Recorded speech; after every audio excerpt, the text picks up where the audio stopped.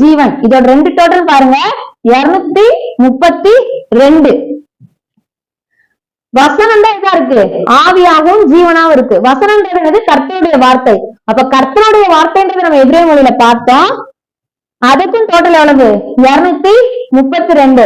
ஜெமாட்ரியா value எல்லாம் போடுறீங்களே, எங்களுக்கு அது தெரியல அப்படின்னா நான் முந்தைய வீடியோல நான் போட்டிருக்கேன். நீங்க பழைய வீடியோ பாத்தீங்கன்னா ஜெமாட்ரியா வேல்யூ அதெல்லாம் நான் உங்களுக்கு சொல்லி கொடுத்திருக்கேன். அந்த வீடியோ பார்த்துட்டு வந்து நீங்க இதை பாருங்க, உங்களுக்கு புரியும். அப்ப கர்த்தருடைய வார்த்தை தான் எப்படி இருக்கு? ஆவியாகவும் ஜீவனாவும் இருக்கு. அப்ப ஜீவனுள்ள தேவன் தான் எப்படி இருக்காரு? ஆவியா இருக்காரு.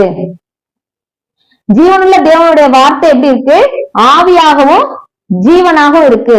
இன்னைக்கு ஜீவனுள்ள மனிதர்களாக நாம ஆவியோடும் உண்மையோடும் தேவனை தொழுது கொள்ளணும் தேவன் விரும்புறாரு. கர்த்தர் தாமே இந்த வேத பாடத்தை ஆசீர்வதிப்பாராக. ஆமென்.